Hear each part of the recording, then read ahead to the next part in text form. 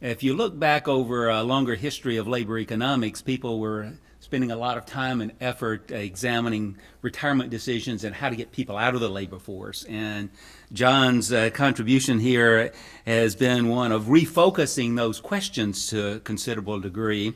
He has a catchphrase that I asked him to make sure I got it right, and that is, you cannot finance a 30-year retirement on a 40-year career. And so John is looking for more like 50 years of work and 20 years of retirement. And how do you make that work is really the focus of last year's conference and then this year's conference. And I think that's a whole new area that we'll be spending a lot more time on. And certainly Kathleen and the Sloan Foundation have been major supporters of these conferences and the research that's been presented at these, and they are certainly pointing us in the right direction with their research agenda there. As we think about why this 50 and 20 is better than 40-30, it's really the work-life extension that's the driving part of John's argument, I think. And in the United States, we have this this life expectancy extension in a context that's different than in other countries where we've had a lot of life expectancy extension. And that is, we have modest population aging. We've seen some graphs, but it's not what we find in a lot of other countries. And we aren't at the highest end of life expectancy either. So we have continued population growth, we have immigration, and so our demographic situation is a lot different. And in part, I think that's why John asked me to give this particular talk on Japan. So why is Japan interesting in this context? Has the highest life expectancy in the world, or more or less the highest, one of the lowest fertility rates in the world, and it's creating what we'll see in just a minute, what I refer to as a superpopulation aging. And so in this world, work-life extension really is a major issue. And it also points out that it's a major issue because it affects both the individual and the firms and the government itself and its income retirement systems. In Japan, I don't know when you stopped thinking about Japan. If you went back 30 years ago, Japan got lots of attention in lots of areas. Businesses, schools were enamored with business styles in Japan. And we had some very serious stylized facts about Japan that people came to believe. And that included a lifetime employment system, low turnover rates, seniority-based pay, and all of that fits, if you're an Eddie Lazear fan, it all fits nicely into a model, a Lazear type of model, where you have to have an endpoint. And so mandatory retirement was very much in the vogue in Japan. Well, 30 years later, they went through a very deep and long-lasting recession, and the population, as we'll see, has changed dramatically over that time. There have been a lot of policy changes that have affected labor force participation rates in Japan among the elderly, and that's really what I want to talk about today. So when we look at Japan, demographic realities, we'll spend some time trying to understand really the dramatic, sharp, and continuing changes in the demography in Japan. We'll look at the employment contracts that exist and how they've been evolving, including government policies and changes. Over the last 25 or 30 years, I've spent a lot of time going to Japan and working with the co-authors on this particular paper, and we've been trying to look at employment contracts and how they've changed with the demographic changes over a long period of time, and looking at specific aspects of employment decisions, but then also looking at the specific changes occurring at the government level as well. And all of those factors feed into what we observe in Japan in terms of the labor force participation rates there. What it appears to be true is that in Japan, older people really do want to work. Now, it may be that there are income differences and health differences and a variety of other things, but the preferences for continuing to work seem to be very great. And with mandatory retirement, we have an anomaly that we'll see some data on in a minute. We have companies forcing career workers to leave their jobs at relatively young ages, 60 in most cases, And yet we observe that Japan has the highest labor force participation rate among all of the developed countries by a lot. And so how do you get those two facts? How do you reconcile them? And there is this notion that what do people do after they're leaving their career jobs? They go to something else. And that can be staying on with the same company, or it can be going to bridge jobs. And also, we can observe, I know we had just had a talk on population aging and economic development, that really, if I follow that correctly, it was, look at the population aging and see what its effect is on economic growth. Another way of asking a similar sort of question is, population is doing what it's doing. We're not going to alter that, certainly in the short term. What's the impact on economic growth, economic development, per capita income of keeping older workers in the labor force? And that certainly is a big issue in Japan. So, demographic realities in Japan. Life expectancy has risen rapidly. If you went back 40 years or so, their demography looked more like a developing country. And today we've had really fast increases in life expectancy for both men and women. It's basically the highest in the world, and a plummeting of fertility rates from, again, the number here goes back to 1970, over the slightly above a replacement level of 2.0, dropped all the way down to 1.26, literally one of the lowest in the world. We'll see some numbers at what that drives in just a second. It's had a slight increase lately. So here are the life expectancy numbers for Japan relative to some of the other countries, and you see certainly the women in Japan have the highest life expectancy. Men are right up there near the top, and somewhere down the line you'll find the U.S. So for women, we're looking at about a 3-year greater life expectancy in Japan, and for men, the number is more like 4 years. So to the extent that we need 50 and 20 in the U.S., we might need something different, even greater in Japan. Unlike the U.S., Japan has very little immigration and sort of a national preference for low rates of immigration. I don't see anything changing there in particular that's going to move toward a lot higher immigration rate in the future. As a result of these demographic changes, the population age structure, as well as the population size, is taking some dramatic turns. So there's obviously a very sharp decline in the number of youths with a fertility rate of 1.3 or so, an increasing number of older people that's a combination of both the increase in life expectancy and the low fertility rates. And actually, we're now observing an absolute decline in the population in Japan. And the projection there shows about a 10 million, which is pretty close to a 10% decline in the population over the next 15 years or so. And a rapid increase in the proportion of the population 65 and over. So we saw some population pyramids earlier. Here's some for Japan, and you see what Bob Willis was saying in spades right here, that the upper part of that pyramid growing much faster than the bottom part of the pyramid. I guess it's getting increasingly hard to say it's a pyramid unless you're going to call it an inverted pyramid there. Here's some further projections. You see the actual change in the workforce and in the youth and the older population, and then the projections.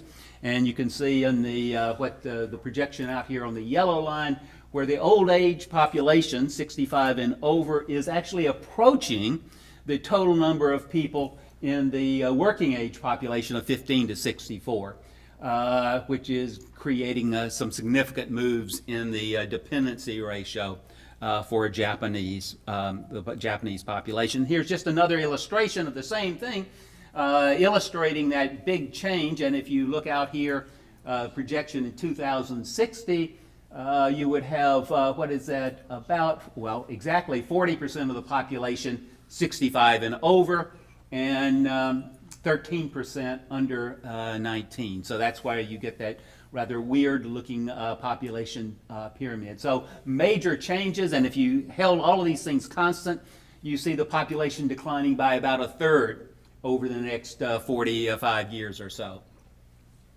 So it just goes to show us, one, that we might have relatively small problems in the United States when we're talking about this issue, certainly relative to Japan. Final number on demography is just showing you the rather sharp increase in the life expectancy, the sharp decrease in the infant, the total fertility rate there. You can see how quickly that dropped, and that was generating these really quick changes in the overall demographic situation for Japan.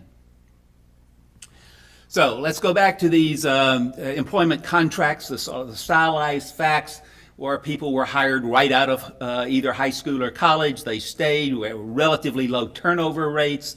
The companies invested in their human capital, so we had a lot of on-the-job training, seniority-based pay, rising wage profiles, and a number of papers had looked at the wage profiles in Japan, compared them to the U.S. We had more steeply rising profiles in Japan relative to the U.S., and this seniority-based pay system, basing pay basically on job tenure as opposed to either objective or subjective evaluations of productivity. Obviously, in those kinds of markets, we had this Lazier type of contract resulting in an endpoint which had the mandatory retirement policies. What we know is over the last 30 years or so, there have been some significant changes in those policies. The government has recognized the need to keep older people in the labor force, and there was this movement to move from age 55 as the normal mandatory retirement age to age 60. What happened on the basis of that? Well, if you have a lot of people that are censored at 55 and you move that censoring to 60, guess what? More and more people stayed on to 60. I have a couple of papers that look at what that did to the wage profile, and just consistent with a Lazier type prediction, the wage profile flattened as you extended that career path out, so that the wages of older workers declined. So if you look at the impact of this change, we've done a couple of studies that show, one, the labor force participation rates of people 55 to 59 rather quickly moved up toward the labor force participation rates of those 50 to 54. Their wages fell, which made them more competitive in the labor market. And so when we think about extending work life in the United States, the question is, how can you get to a similar sort of situation that retains the productivity and or the cost competitiveness of older workers? And we'll see a little bit more about that later on. Things seem to be changing. I just got this blurb in the mail about Hitachi, which had been paying 70% of their pay based just on seniority, has announced now that they're going to end the seniority-based pay system. And Sony has also announced starting next year that they will end their seniority-based pay system. So some changes there. The government in Japan is still trying to promote further increases in the normal retirement age. As you might expect, just as in the U.S. you might expect, companies are resisting that. Oftentimes, the culture in Japan, you might pass a law, but you're not really going to enforce a requirement that it's going to happen. You may encourage companies to move in that direction. So there's some laws on the books encouraging companies to do something to promote keeping people on the workforce until 65. Again, what might happen to wage scales there, we'll have to see. What will happen to labor force participation rates? I would anticipate that we'll see the 60 to 64 participation rates going up as these policies are implemented to a greater extent. Just a slide showing you mandatory retirement policies, and this is back in the old days. If some of you were in business school or economic school back then, you might have looked at Japan. You would see that the mandatory retirement age back there, now almost everybody has this age 60, and a little bit of a beginning toward moving toward 65 in terms of those policies. These policies are still very widespread.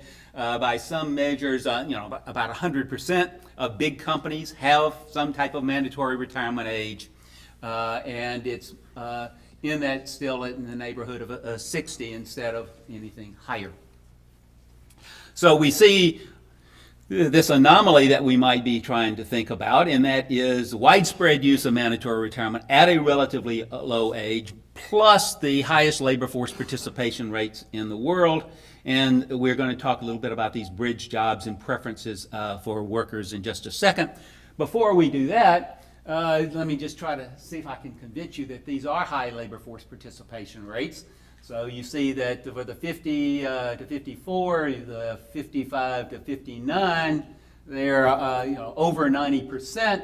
An OEDC study says that the proportion, the age at which 50% of the people are out of the labor force in Japan is 69.5, and substantially lower in the United States. And this is the highest in the developed world by a fair amount. They report that Sweden is next with about 3 or 4 years less, so it's about 65. They're about 69. The U.S., I don't know, probably what is 62 or so, something in that range.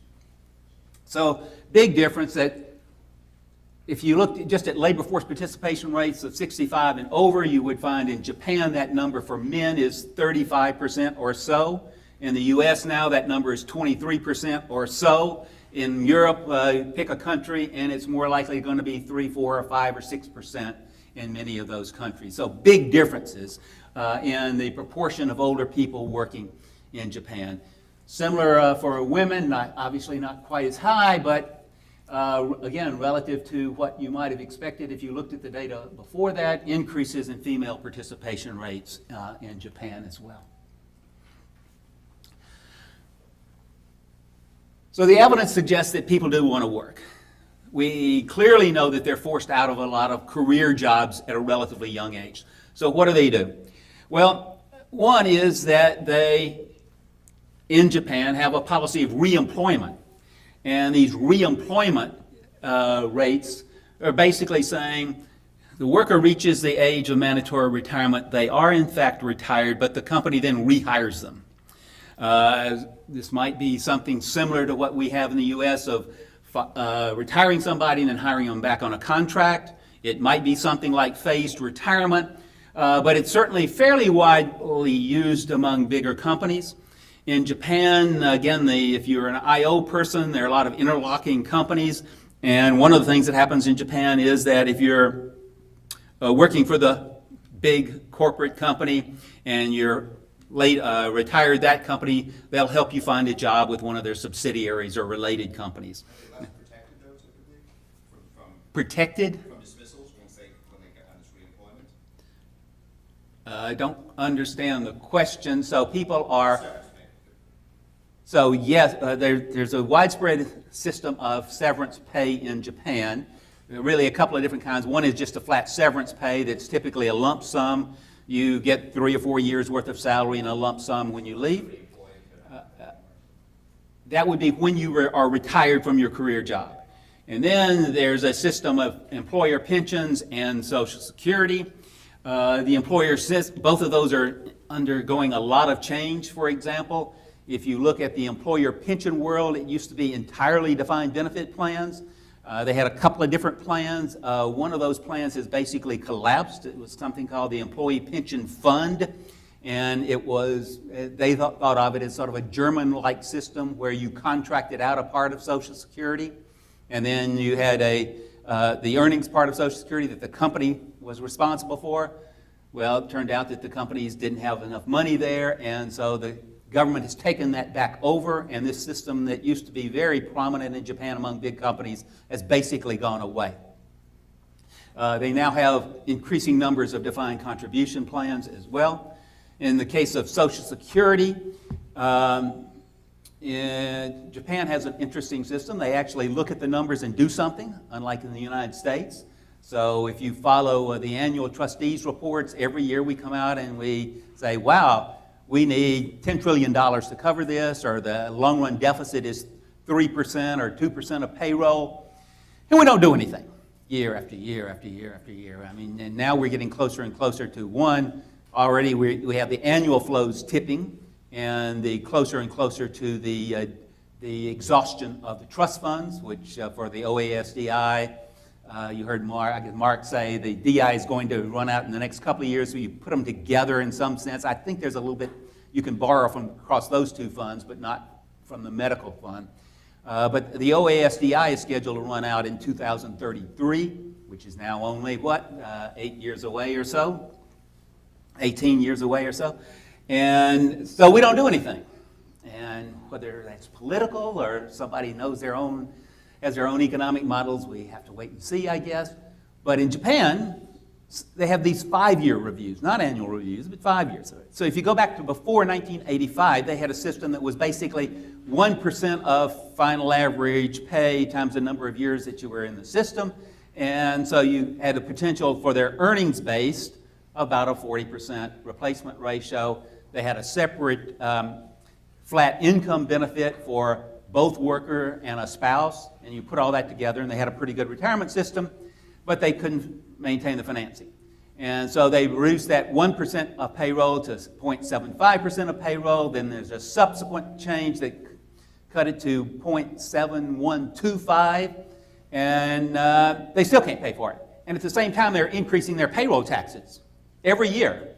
And so in 2006, they introduced what they call an indexing system, which gradually increases the payroll tax from, at the time it was 13% up to 19% of payroll, and at the same time systematically cutting the benefit formulas where the projected replacement rate from Social Security was 50%. And the only problem, they're activists, they're doing things that you might think are right, but it was those demographic projections, so every new period they had underestimated the demographic changes, and so they had to redo them, but they were acting.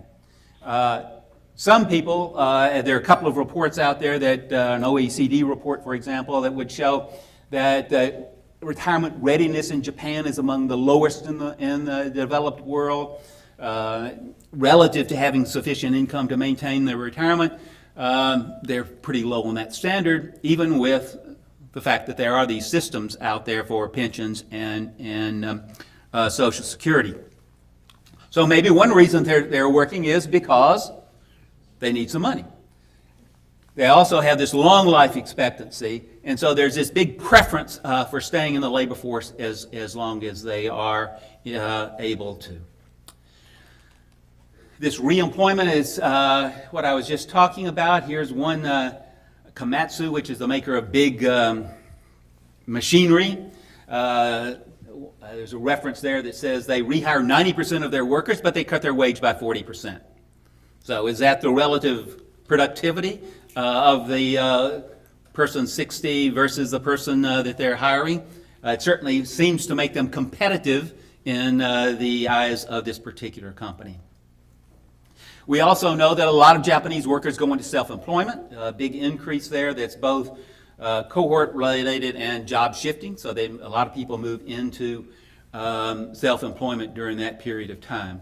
There's this movement from the main firm to subsidiaries, and then they just go on the open labor market and try to find jobs as well, these bridge jobs that would be either in the same industry or a different industry. So,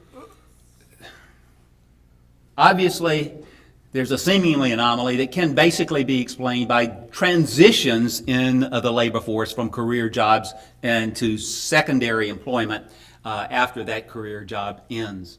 I don't know if any of you have tried to do work in Japan and find some micro data. It's very hard.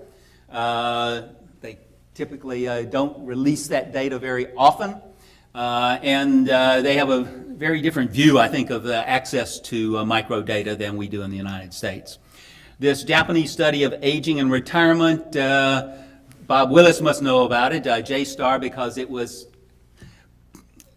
on the basis of the HRS, maybe initially had some NIA funding in it to start it. Never had NIA funding.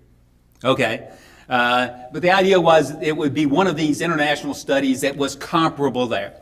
Well, problem is that it was going to be a longitudinal study, but it certainly wasn't nationally represented to begin with. It was only like 5 cities out of the country, so each city may have been representative, but there's no way to say it's nationally representative.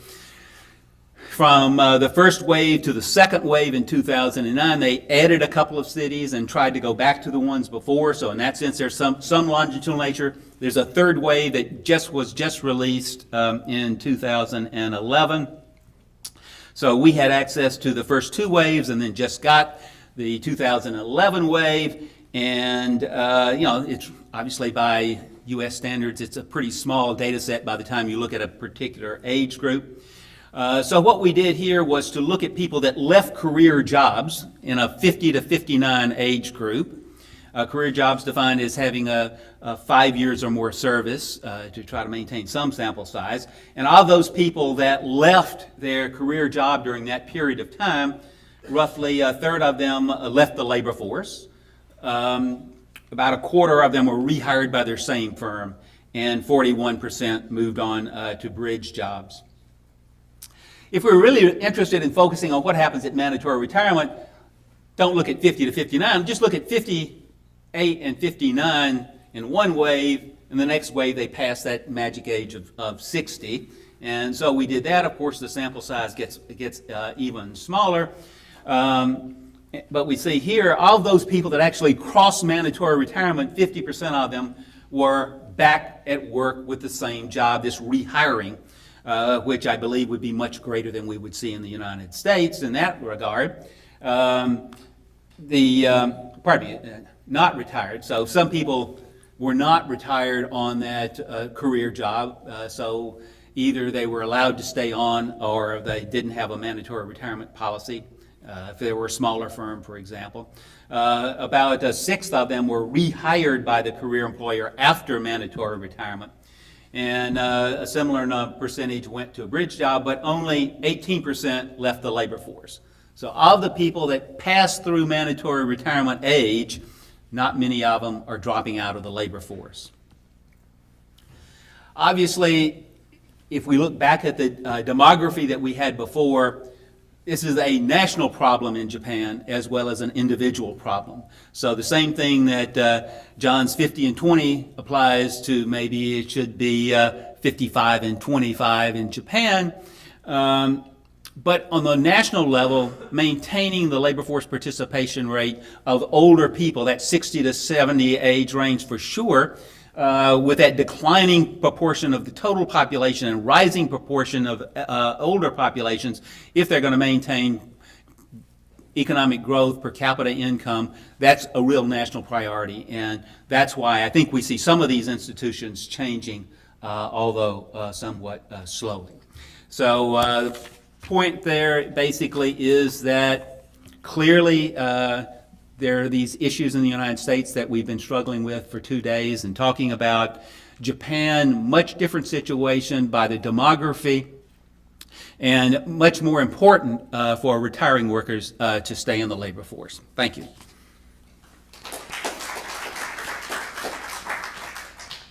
Discussant is Joe Quinn.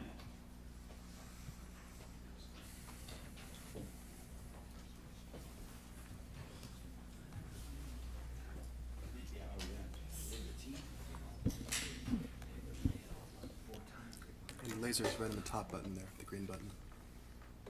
The green button right here is your laser pointer.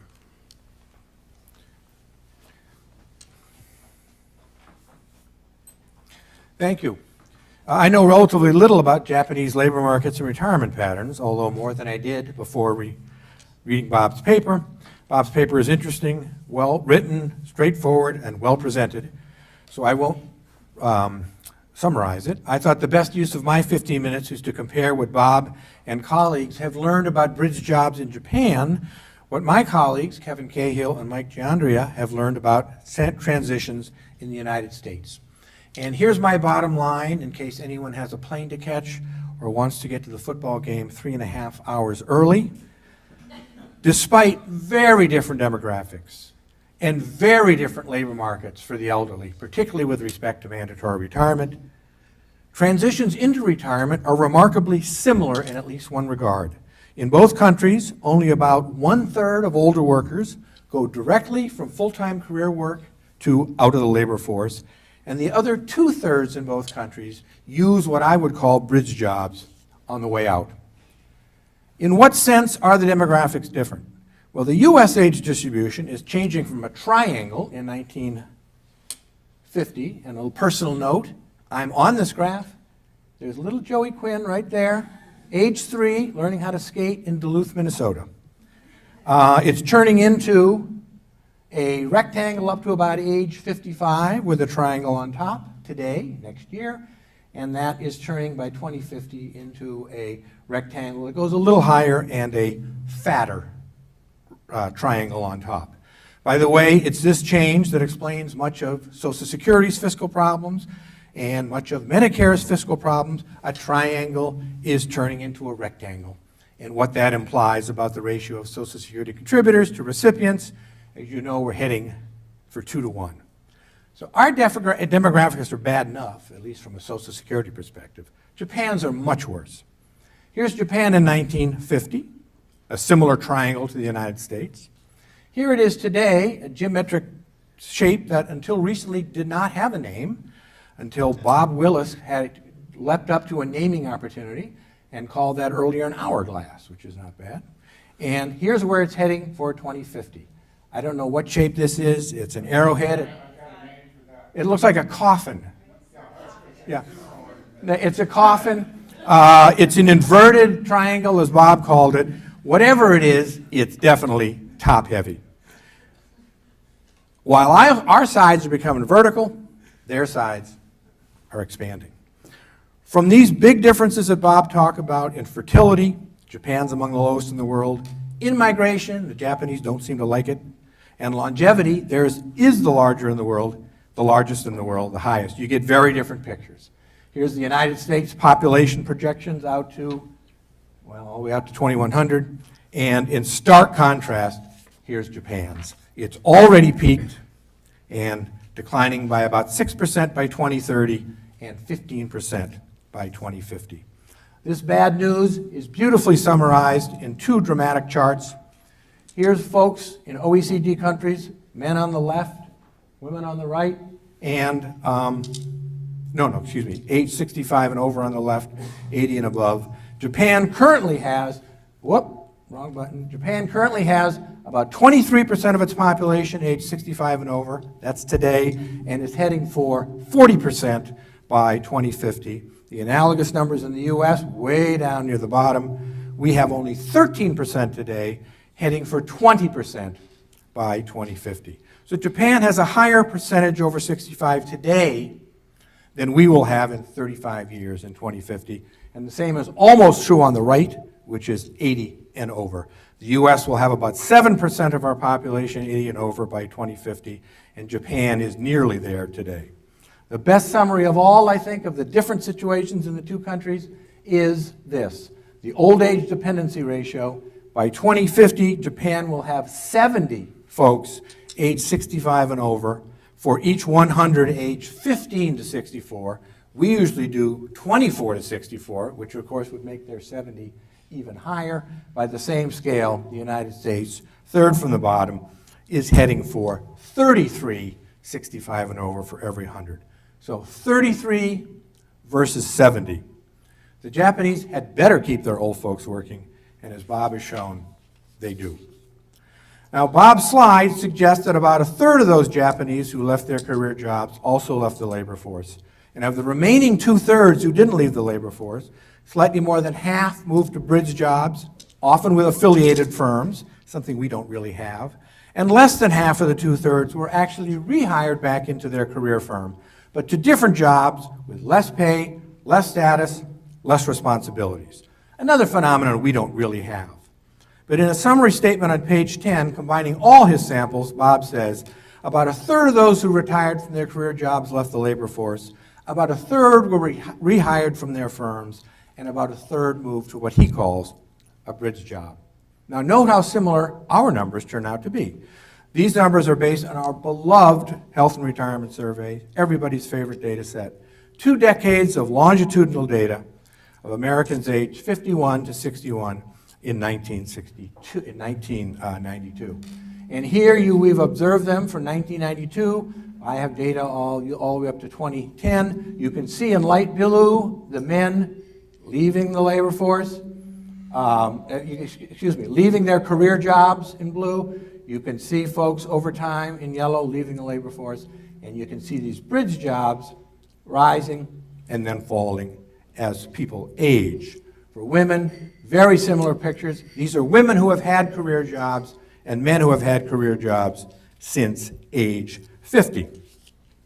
Because the data are longitudinal, we can follow these people.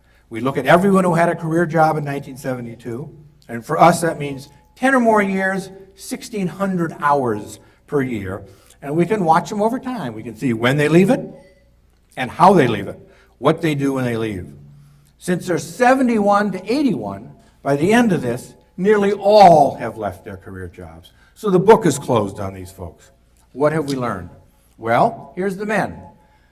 Of the 94% of our sample who had left their career job by 2012, 35% of them went directly from a full-time career job to out of the labor force. Another 56% of them moved to a bridge job. Of those 56%, 15% are still working on it in 2012, and 41% have since left the labor force from that or a subsequent career job. So of the folks who have left a career job, the 35 and the 56, 56 out of the 56 plus 35, or 61% of them moved to another job when they left the labor force. Most of these career jobs, as Nicole mentioned this morning, are part-time, but some of them are full-time jobs, but of shorter duration, which we would call a bridge job. For women who have had full-time career jobs, the numbers are almost identical. 60% of them moved first to a bridge job rather than out of the labor force. Well, of the 60% who do this, who is more likely to do it? Well, not surprisingly, it turns out the younger you leave your career job, the more likely you are to move to a bridge job. True for men, true for women. The healthier you are when you leave a career job, the more likely you are to move to a bridge job. And here's my favorite graph of all. When we line people up from low wage to high wage, or any other measure of socioeconomic status you want, who's more likely to use a bridge job on the way out? Jeez, sorry. It's a beautiful, if I do say so myself, U-shaped phenomenon for both men and women. The people most likely to use a career job on the way out are people at the lower and the upper end of the spectrum. Now, why is this? Well, folks were asked, why do you keep working after you left your career job? At the lower end, you get answers like, I need the money to make ends meet. I need the medical coverage. Saute these answers down for a little bit, and they're telling you, I'm working because I have to. It's a necessity. But the folks at the upper level, when asked, why do you keep working, both men and women, they're more likely to say, I enjoy my work, I enjoy my colleagues, I like making a contribution to the world. Saute those answers down for a while, and what they're telling you is, I'm working because I want to. It's a lifestyle choice.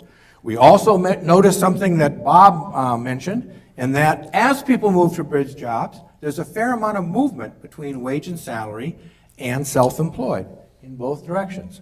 Of the men who move to the wage and salary men who move to a bridge job, about a quarter of them move to wage and salary, and of the self-employed folks, men and women, who moved to a bridge job, about half of them moved to wage and salary. So although the percentage of self-employed folks who move to wage and salary is higher than the reverse percentage, of course the base of wage and salary people is so much bigger that we observe a net increase in self-employment as people age, something that Bob mentioned and someone else this morning mentioned. Now, admittedly, these increases in the percent of workers who are self-employed over time is on a decreasing and decreasing and decreasing base of number of people who are working at all.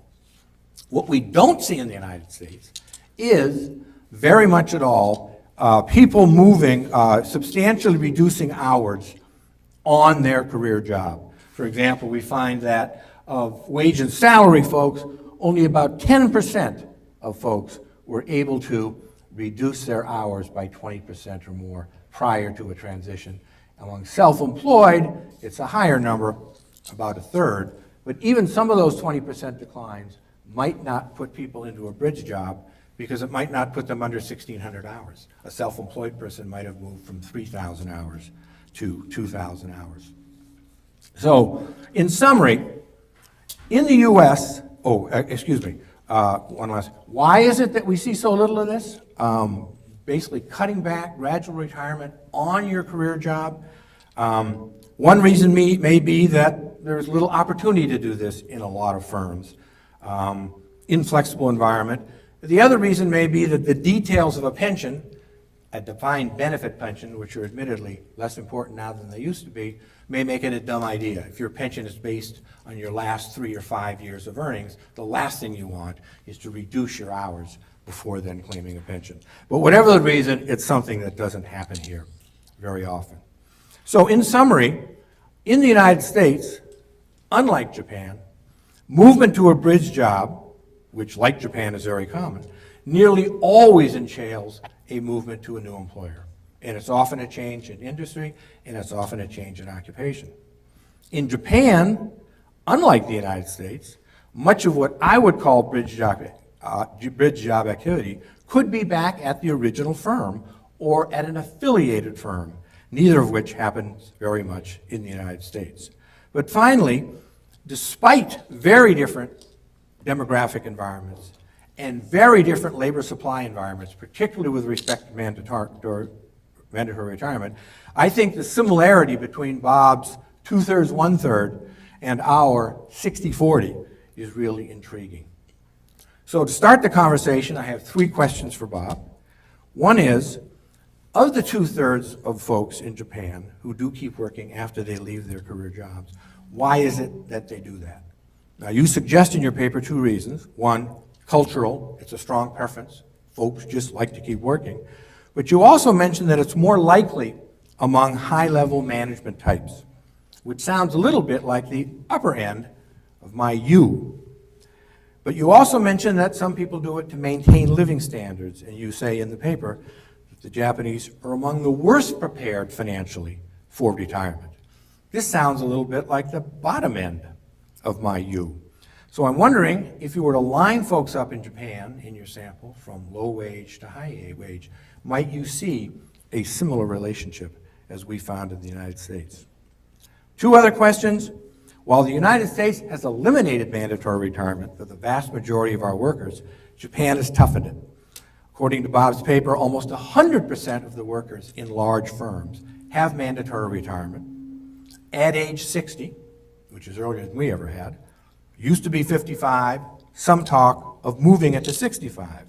Question, is there any talk of eliminating mandatory retirement and moving, as we did, to freer labor market decisions later in life? And my last question is, are there any efforts in Japan to alter this demographic future with these dramatic declines in overall population and dramatic increases, 40% of the population age 65 and over, either through in-migration, which I know hasn't been part of their tradition, or any attempts to increase these unbelievably low fertility rates? Somehow you claim they've already raised them from 1.3 to 1.4-ish. Was that good luck? Was that just policy? Do they have other policies that try to change these numbers? I think it's true in France as one of the few countries that has actually significantly raised fertility rates because of public policy changes. Any such efforts in Japan? 15 minutes and 15 seconds. There we go.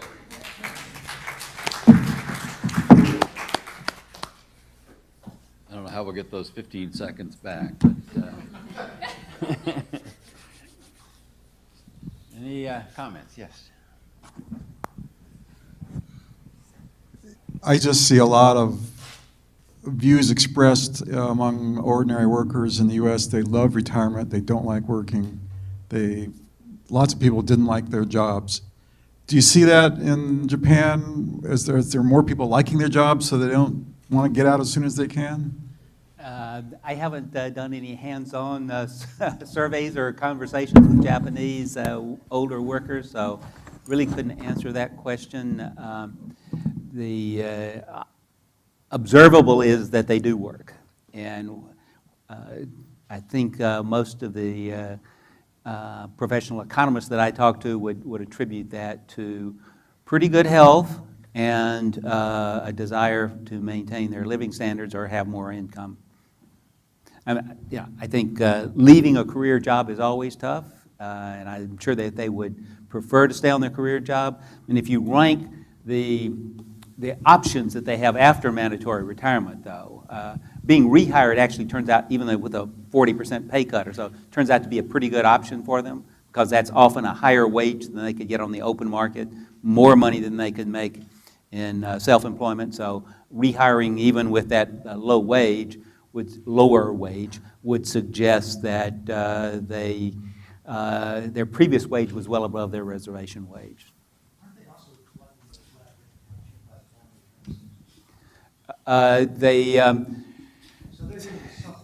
Right. I mean, they can. As I mentioned, many of the big companies have a severance pay that could carry you for a while, but not through the annuitized value wouldn't carry you all the way through retirement. But they sort of have their earnings-related pension now starts at 65, but the flat part, I think you can still get at 60.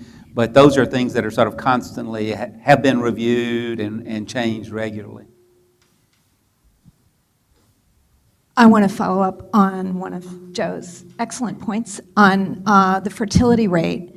When we were in Japan about 10 years ago looking at labor force participation at older ages, and we were talking to policymakers about what kinds of policy levers were they employing, and a very common response was to complain about how women were not getting married and having children, and it was all their fault. Yet when you do talk to women who aspire to work in Japan, they would talk about how if they were to marry, they would at the very least be encouraged to leave their job, if not lose it entirely.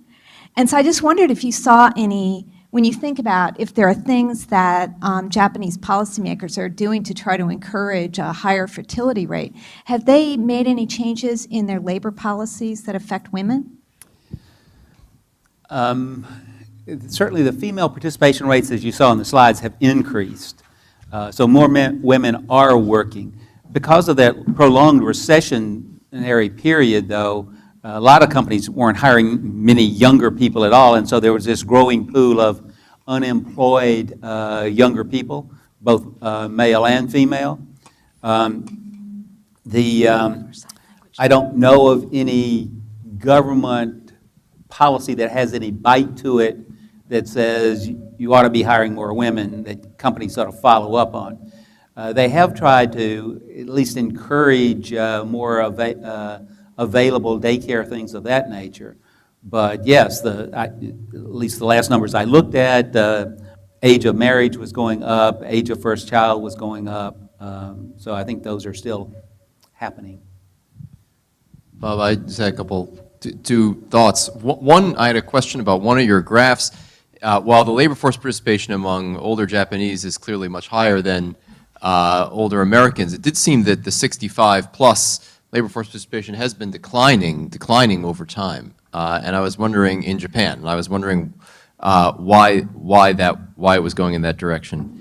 And just also the other comment I had to echo some of the things that have been said is that I think if we could understand why it is that Japanese workers are willing to go back and work at the same firm with a 40% wage cut, once they cross the mandatory retirement threshold age, instead of just, leaving the labor force, that would bring us a long way to maybe understanding some policies for working longer. It seems like a really key issue. Of course, they may not be doing the same job. They may be being repurposed. They're presumably not doing the same job. They're being repurposed to do something else at the firm, but it's still quite striking. Yeah, we're looking for trying to get to the slide that you mentioned. Obviously, labor economics tells us that you compare your reservation wage of no work to the wage that you're being offered. And I would just take that as information that a 40% lower wage is still above your reservation wage, and you'd rather be working at that than not working at all. And the other piece of information was that the wage that you get after 40% cut is still greater than what you would get on the open market. So it's the most desirable of the options. The red line's going down, the green line's going down. So this is 70 and over. Where are we? The gray line is, The gray line's going. well, it went down a little bit, but then it sort of leveled off there.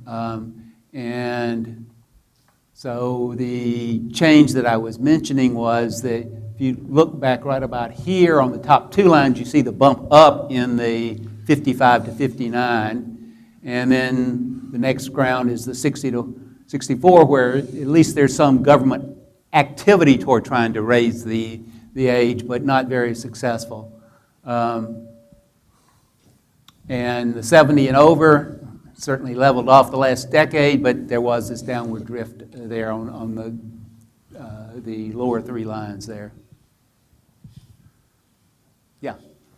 Yeah, you've mentioned several times the Lazier model, and in that model, sort of you're backloading pay for a reason. That is, and there are two kinds of reasons that one could give in that kind of framework. The one that Eddie emphasized, as I recall, was really sort of providing a set of incentives to make you work, keep you working hard, so that if you shirked and got fired, you'd have a capital loss.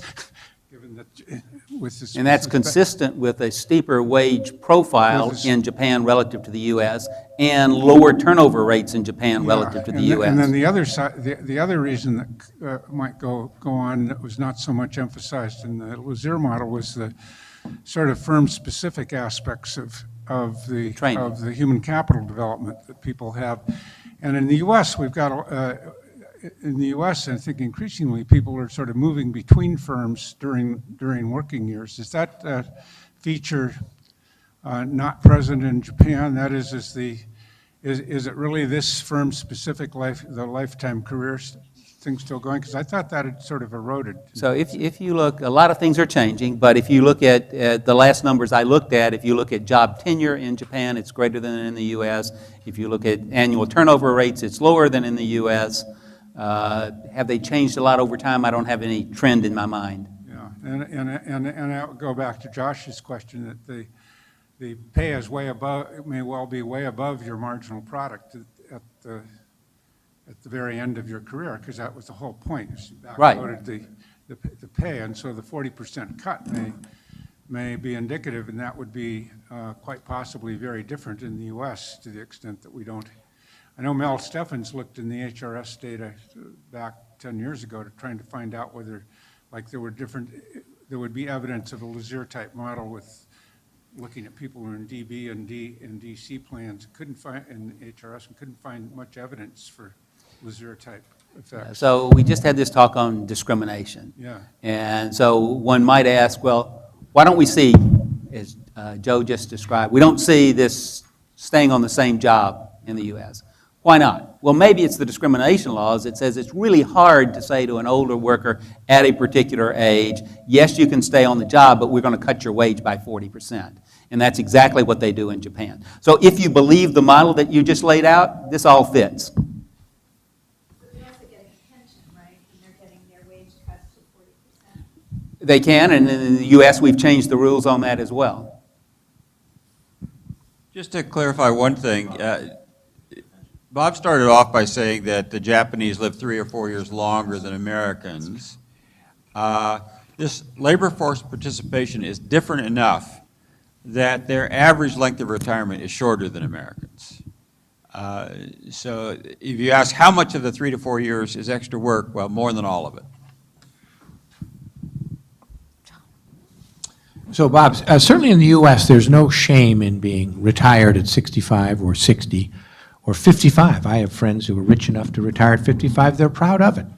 From your time in Japan, do you have a feel whether there is any shame in not still being a productive member of society at 65, 60, 55? Would that be a way of describing the cultural difference? Not something I'm an expert in, Joe. I mean, obviously, the people I talk with in the economics profession they tell me, that as long as people are healthy, they want to work. And does that translate into shame in not working? I don't know. And the evidence suggests that healthy people continue to work for quite some time. But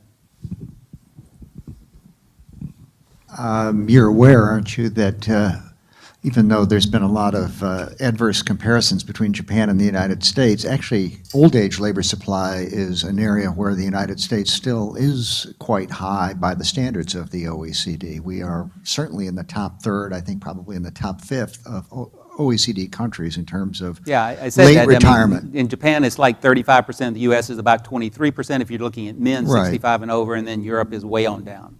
And among people who are young, actually under 25, I think the Japanese are pretty low, actually. They're not high. They just start in paid workforce at a later age than Americans do. And the United States in that field is now a little bit above average. Historically, it was quite a bit above average before 2000. It's among the population between 25 and 55 where the United States' position in the OECD looks terrible. I think that men between 25 and 54 have the lowest participation rates in the OECD. That doesn't mean we have the lowest employment rates, because we have lower unemployment rates than a lot of other OECD countries.